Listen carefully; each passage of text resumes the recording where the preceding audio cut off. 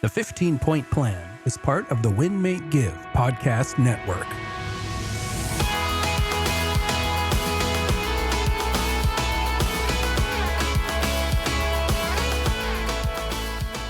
Welcome to the 15-Point Plan podcast. Chad Himes here, joined as usual by my wonderful partner, Jillene Snell. Jillene, welcome to today's episode. Thank you so much. You know, Jillene, I am so excited. In a previous episode, we had the pleasure of talking to Nicolette from the world of Tonal that I get to start many days working out with her. And we didn't stop there because I said, you know what? She brought great content and she's an amazing trainer. So I went into the screen one more time, Jillene, and I went to the guy who probably scares me the most of all the people on the other side of the screen just because of the size of him. You look and you go, oh my gosh. And then he does really bad Arnold Schwarzenegger impersonations and he makes you laugh and you go, okay, this guy's just a regular guy. He's just large. But we wanted to reach out and bring him on board. So Jillene, I wanted to introduce you and our audience to Coach Jackson Bloore. Coach, welcome to the 15-Point Plan podcast. Thank you so much. It is an absolute honor to be here. I appreciate the introduction. I like to think of myself as Coach Action Jackson Bloore, CEO of Action Jackson Fitness, conductor of the Pain Train, and owner of the two most famous biceps on the planet, Talyor and Swift. I'm also the creator of the legendary Tonal program, Go Big or Go Home. So really appreciate you guys having me on.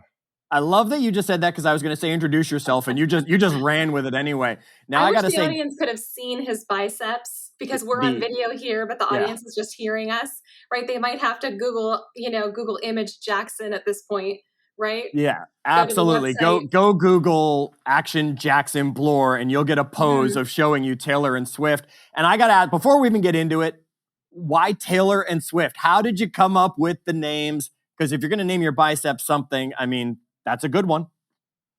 I appreciate the compliment. And I wish I had a great, funny story for this, but I'm going to tell you the truth. The truth is that there is a lot of scripting, a lot of writing, brainstorming, improv, all this stuff that goes into creating not just the programs on Tonal, but whether we're doing a video or something on social media. A lot of scripting, writing, and ideas. And as I was working with one of my performance coaches, we were trying to come up with some kind of funny intro for the original Go Big, Go Home program. And as we were talking through it, we were like, it'd be funny if you named your biceps. We were like, what about frosting and sprinkles? Or we just started throwing out all these names. And I got to give him credit. He was the one that came up with it. He goes, I got it. He's like, it would be so hilarious, the juxtaposition of Talyor Swift and you and this workout, this big hypertrophy workout. He's like, that's the name. He's like, that's the name. He's like, try it. So we ran through it a couple times and he was just cracking up. He thought it was hilarious. It was like, that's it. We got it. We got the winner and we tried it and it worked.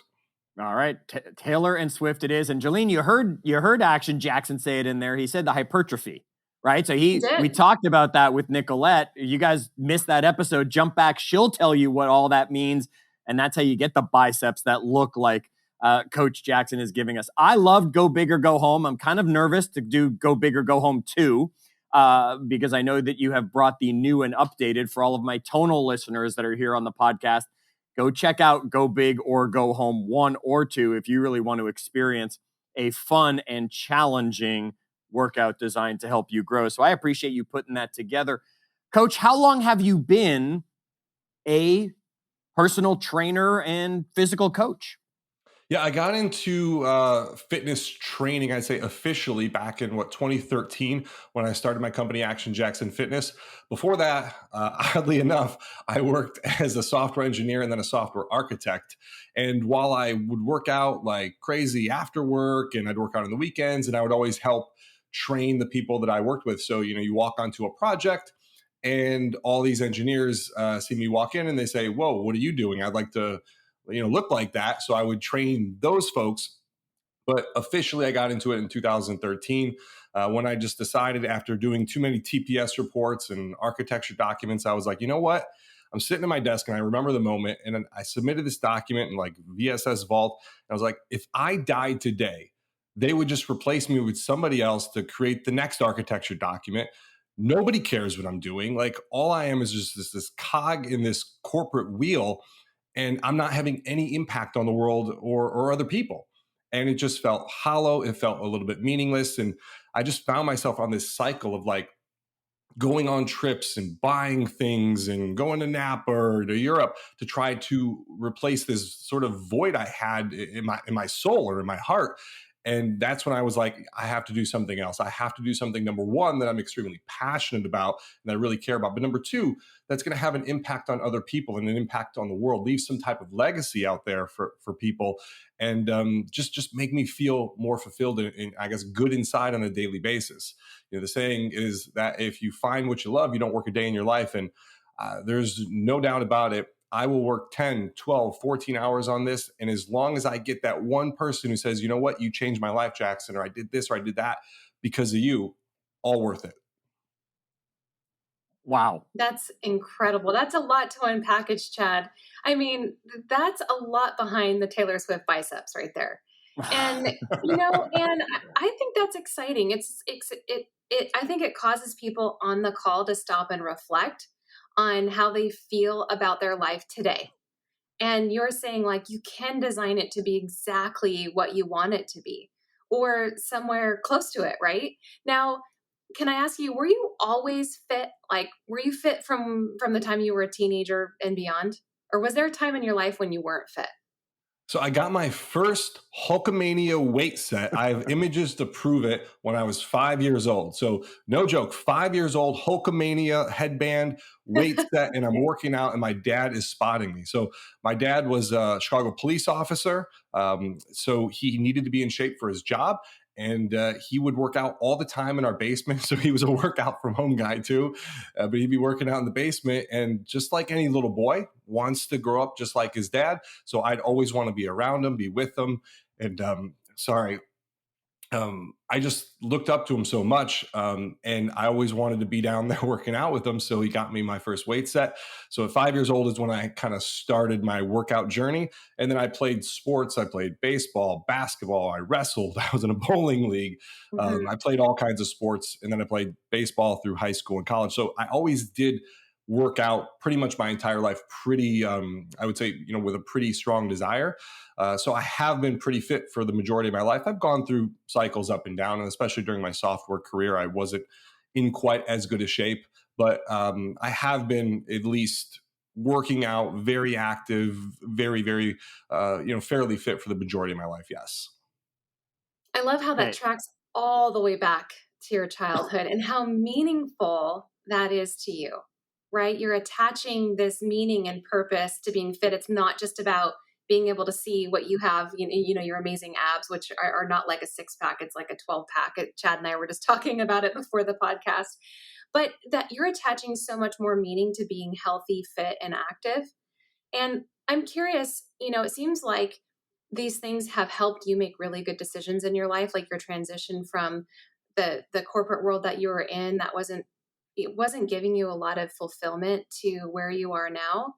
What advice would you give someone else who is wanting to start out on the journey and maybe they didn't work out since they were younger and it's sort of hard to start, when your body is not as young and agile and bounces back so quickly? Like, how do we get into these rhythms where we really fall in love with them?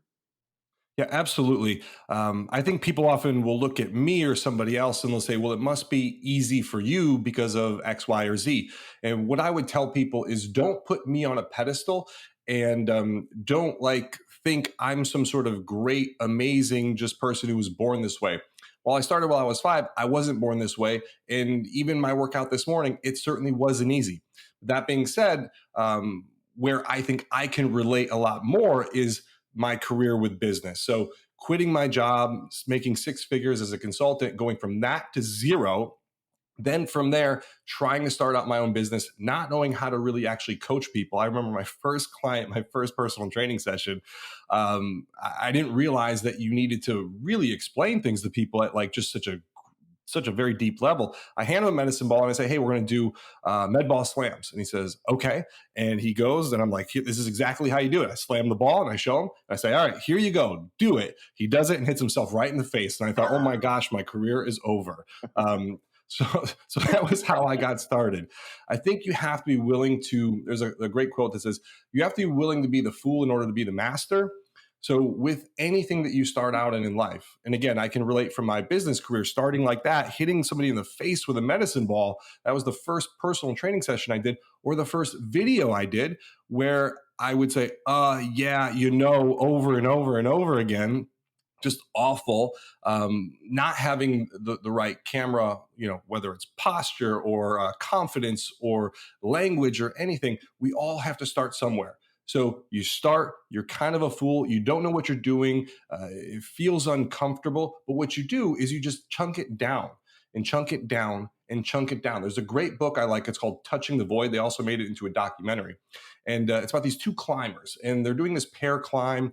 I can't remember if it's South America or somewhere. And one of the guys ends up falling, breaking his leg and falling over the edge. And his partner's there and is like, I can't carry this guy down. What am I going to do? He cuts the line, leaves his partner on the mountain, goes back to base camp.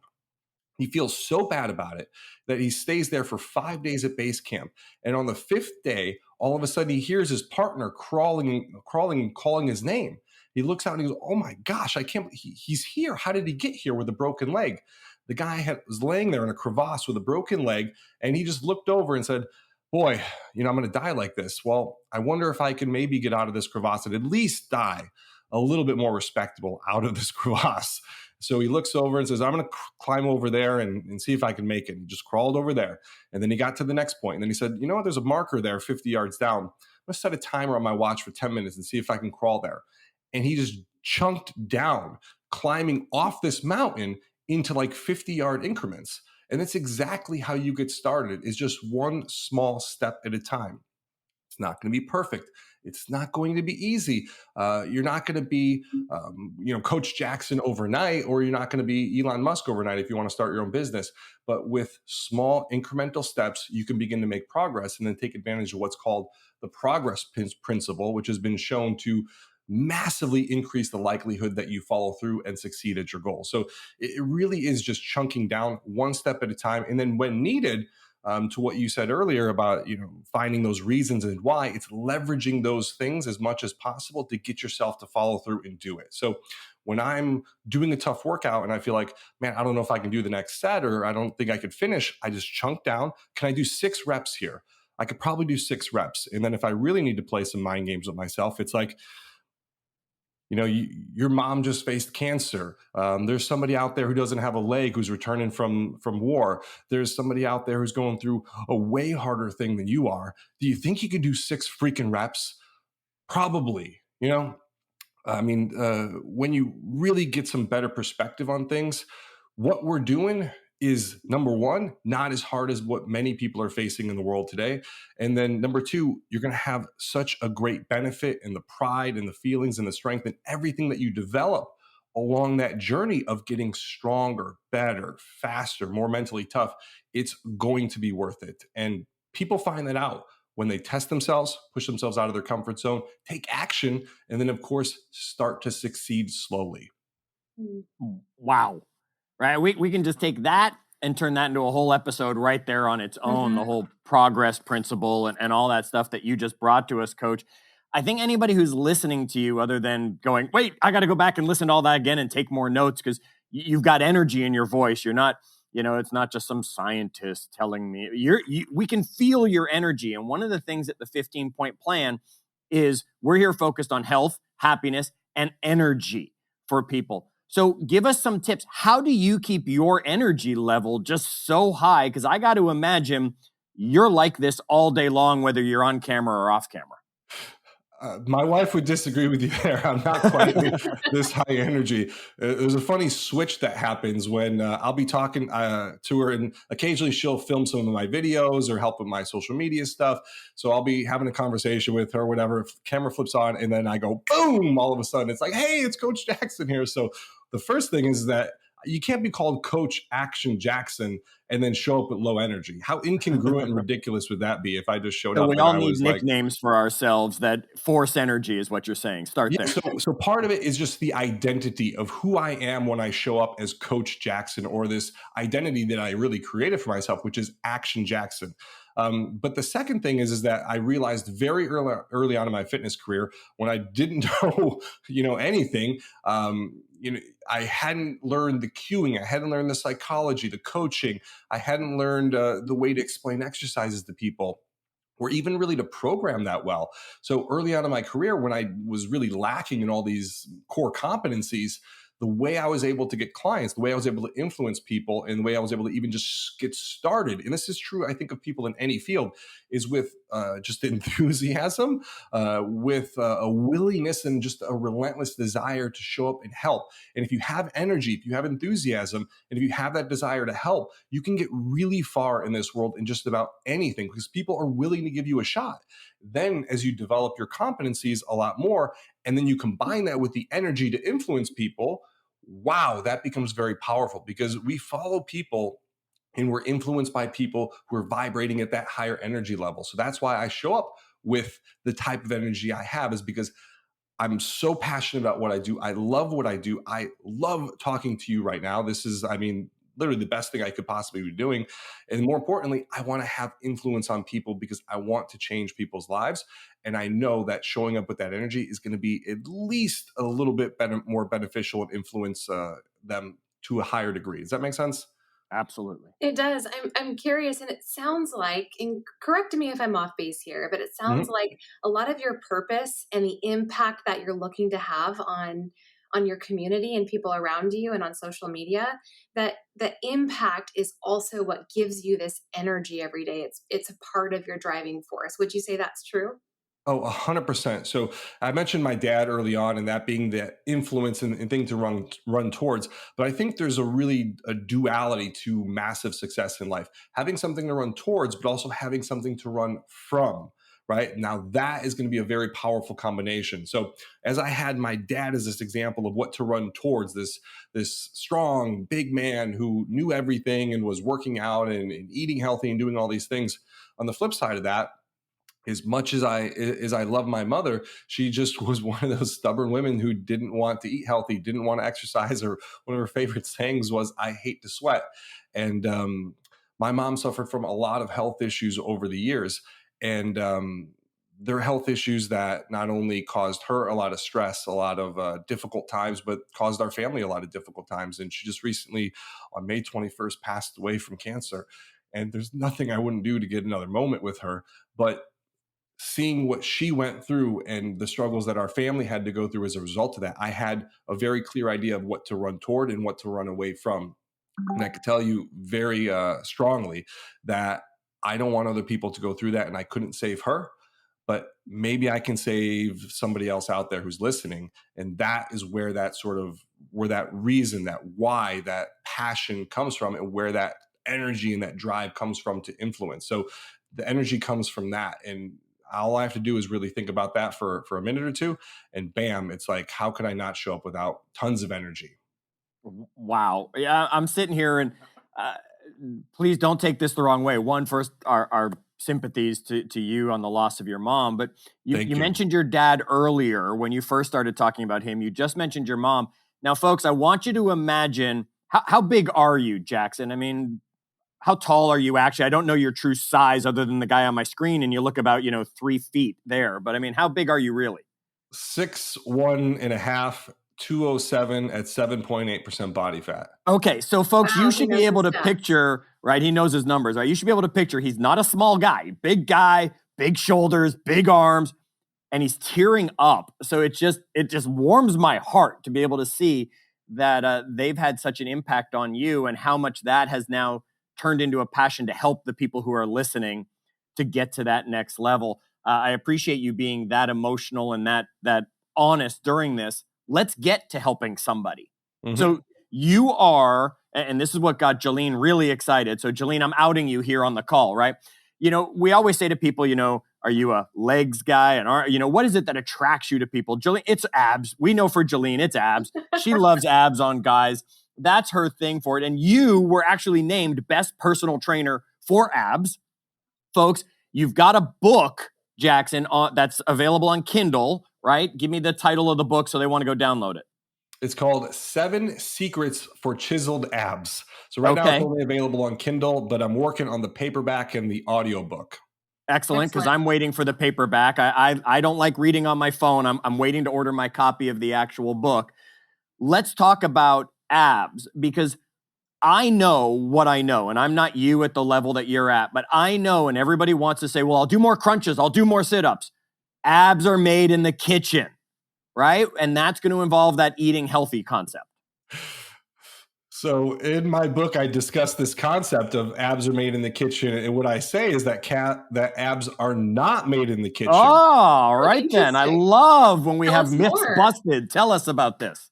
So a lot of people think, well, abs are made in the kitchen, but I can't tell you how many people that I've worked with. I mean, dozens of people at least that showed up at 7% body fat, 8% body fat, 9% body fat. And they say, why don't I have 6-pack abs like you?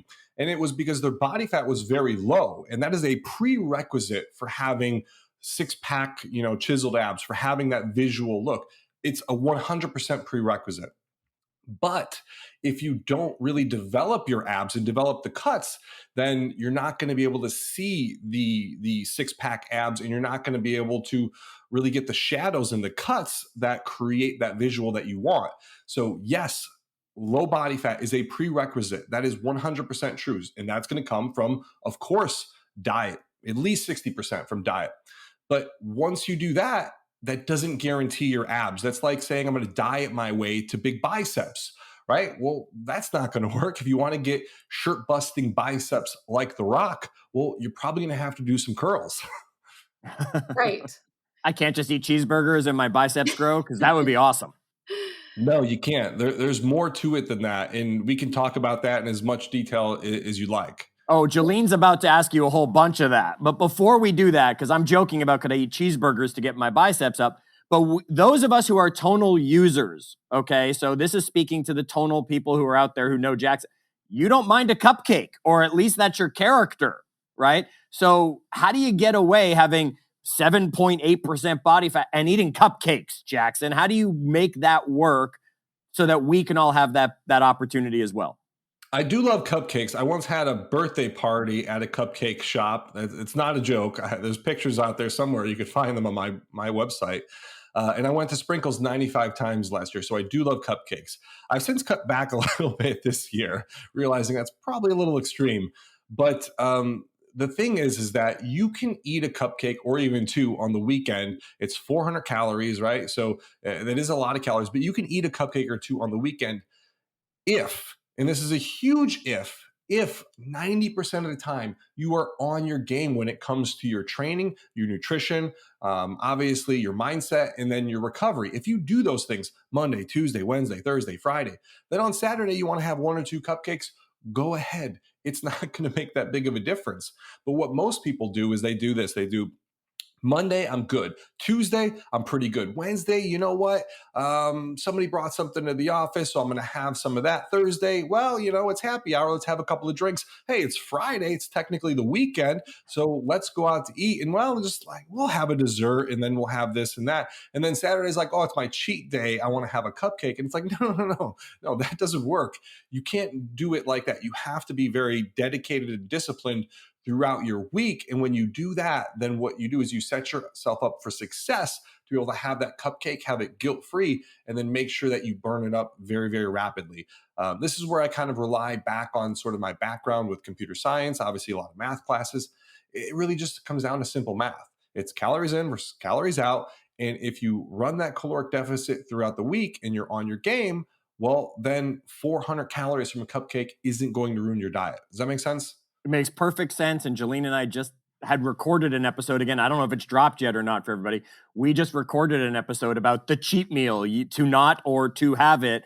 I think we've got Jackson's thought on how that works. But Jillene, Jackson wrote the book, 7 Steps to Chiseled Abs. I know you want to know more about abs. He said he's happy to talk about it. Jillene, what do you want to know?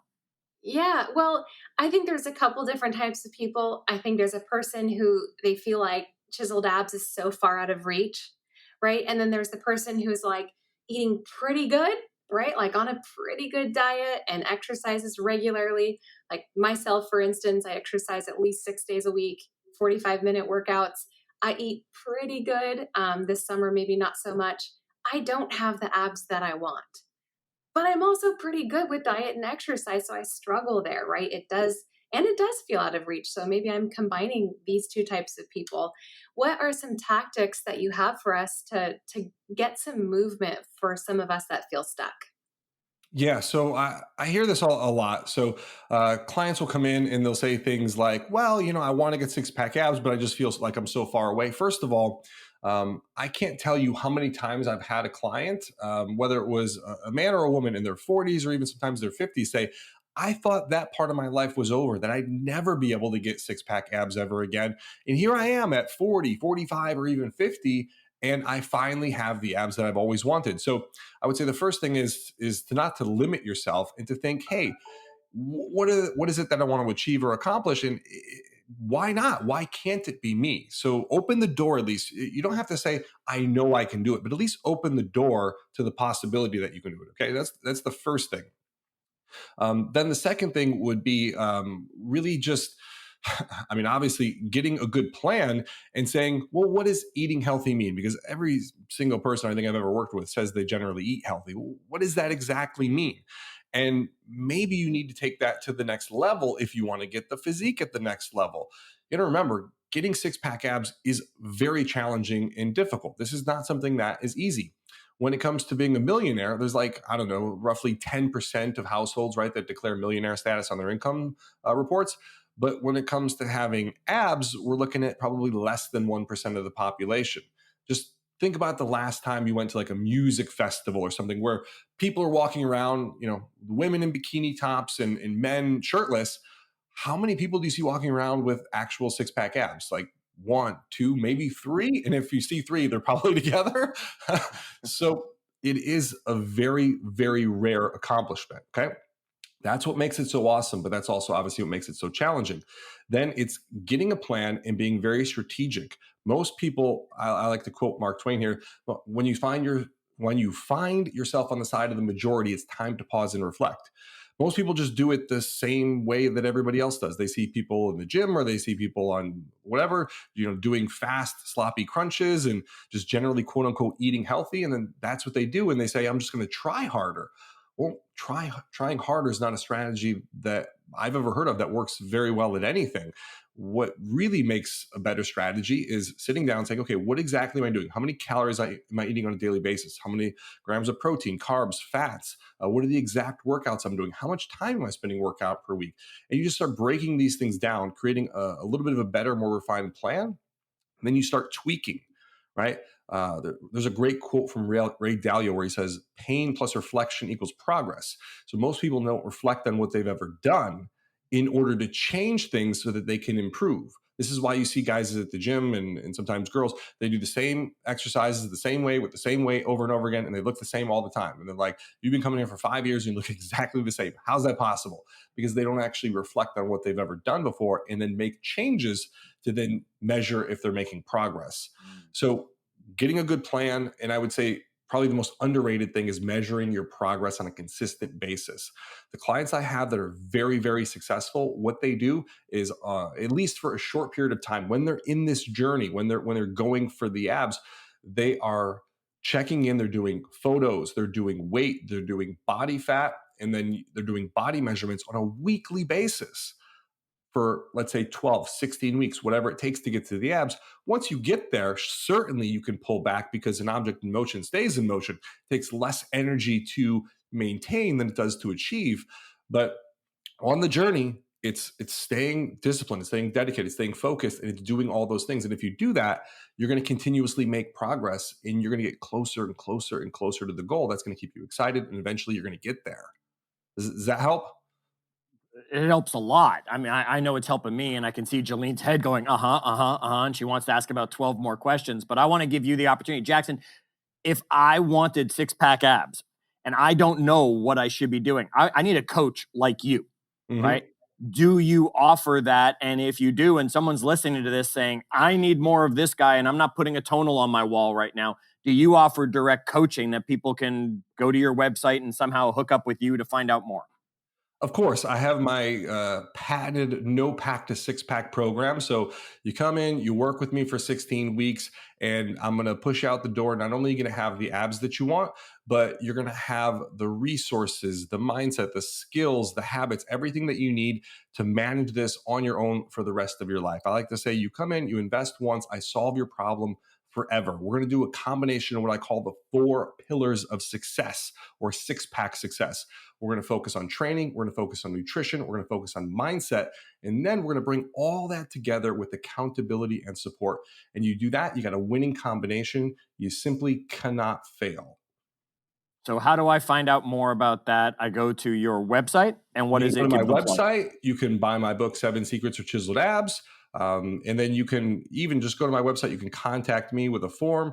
You can go watch my webinar. I have a webinar where I talk a lot about the different kind of things. And then I offer a free fitness strategy session where you can jump on the phone. We can talk about your problems, talk about how you're going to get there, and then see if my program would be a good fit. All right, so that's actionjacksonfitness.com. If you're listening and you want to go check that out, that's pretty easy to remember. Jillene, I know you have another ab question or two in there you want to throw at Coach Jackson. Not necessarily. I think you gave us a really good breakdown of the starting point, and I love number 1, where you said it starts in the belief that you can do it. Why not me? And I also like the suggestion of really like to get where you want to go, you have to do something you've never done. And I just started that recently with tracking my food on my Fitness Pal. I think I need to find a better app, by the way. But I'm tracking my food intake there because you're right. I've been doing the same thing and I'm looking at my results and I have the same results. So now I need to do something different. And is there anything else that you'd recommend for someone on the journey? And also, it's great to know that we have you as a support system if we need it.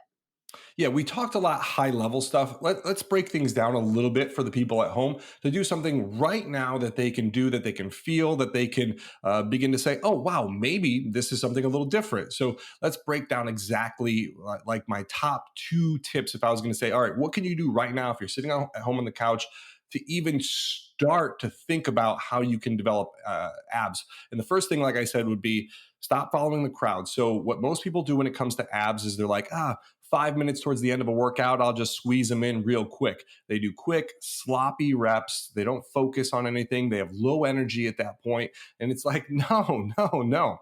Prioritize your abs if you want to develop them. So go into the workout with your abs a little bit higher energy. So maybe you cut your initial workout down a little bit, or you even do the abs in the beginning of the workout when you have a little bit more energy and focus.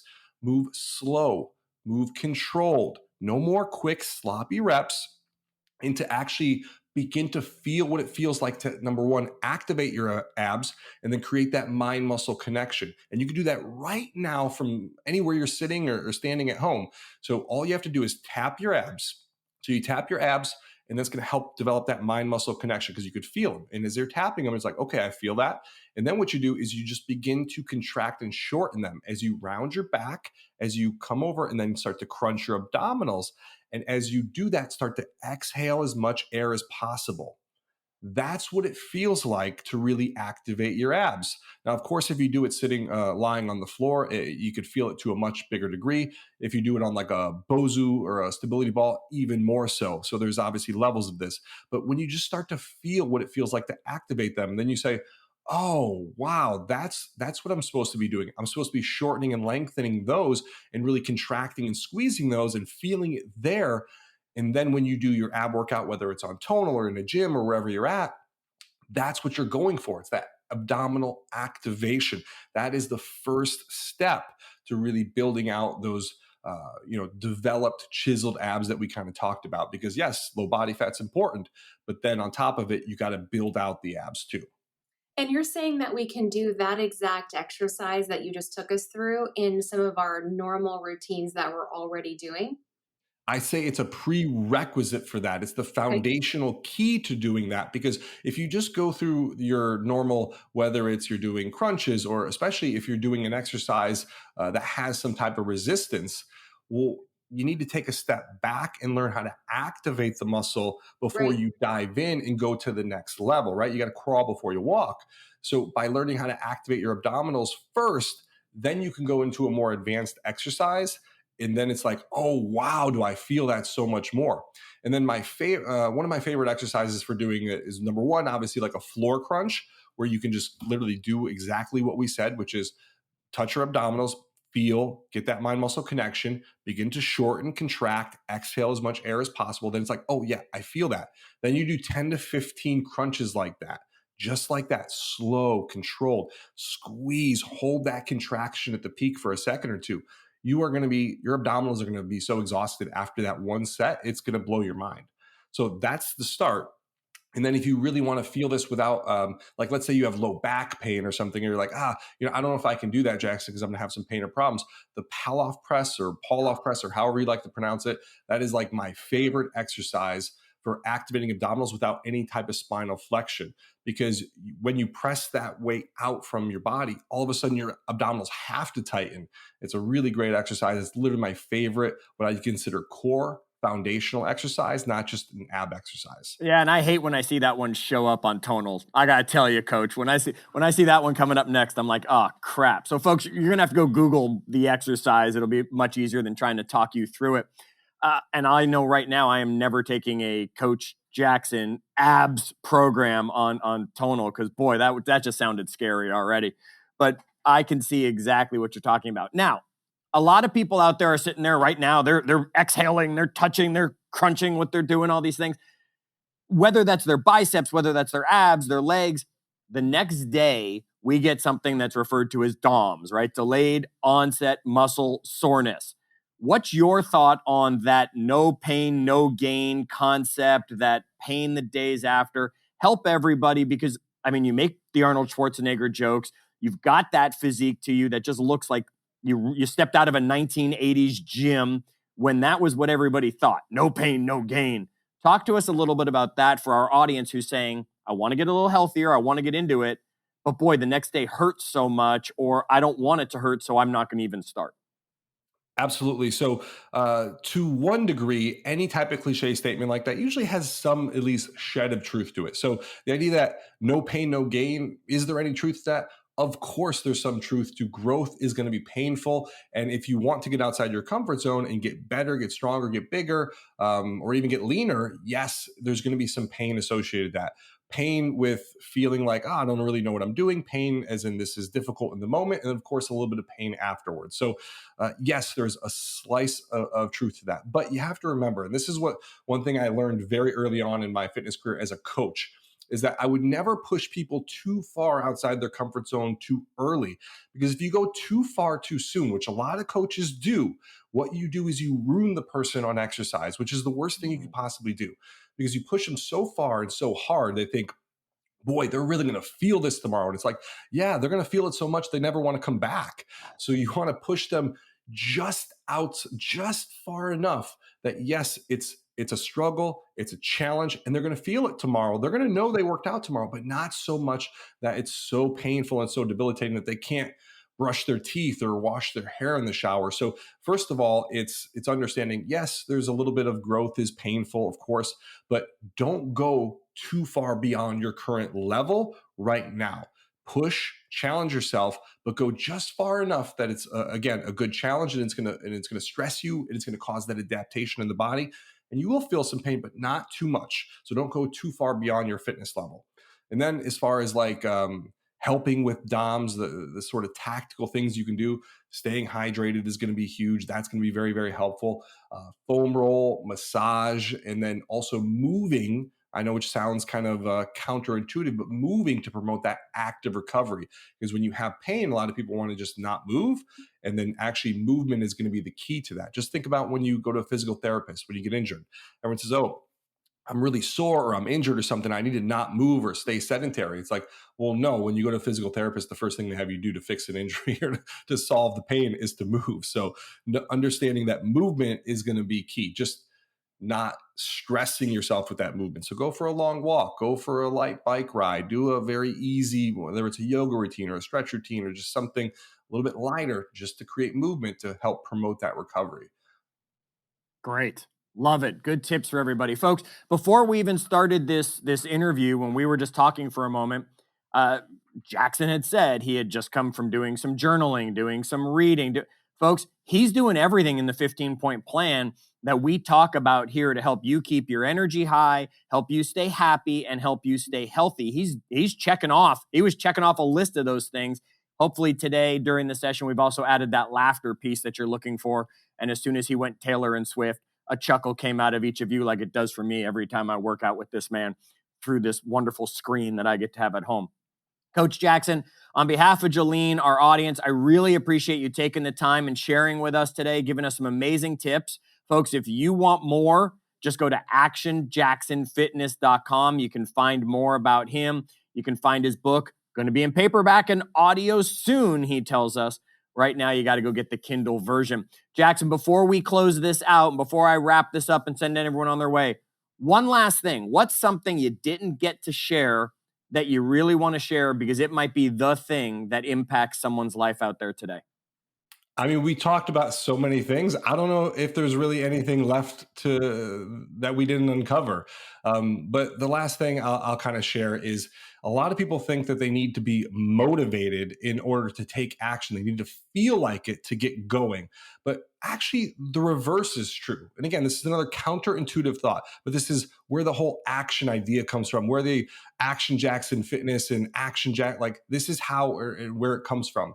You need to take action in order to feel like it. I know that sounds crazy, but action and acting is a better way to sort of think your way into a new way of doing things versus just sitting there and saying, oh, one day I'm going to feel like it. You're never going to actually feel like it. You're never going to think your way into a new way of acting. You have to act your way into a new way of thinking. I'm going to say that again. You can't think your way into a new way of acting. You have to act your way into a new way of thinking. Does that make sense? That would be the biggest takeaway. That doesn't just make sense. That makes everybody who left the podcast early miss the biggest point that they could take away from this, because it doesn't matter whether that's your business, whether that's your relationships, whether that's your health. It doesn't matter. That applies everywhere. So, Coach Jackson, thanks so much for sharing it. Folks, you can join us, facebook.com/groups/win-make-give, because we're part of the win-make-give network here at the 15-point plan. That's where we have the conversations after the episode. So come on in there. Let us know your biggest takeaway from Action Jackson. And you know what? I might not have biceps like him yet, but Jillene, I'm open to the audience giving me some suggestions on what we name the guns I'm building up here. I'll take your names and see which ones become the nicknames for my biceps for future growth as we keep going. Folks, we hope this episode has upped your energy and takes you to the next level.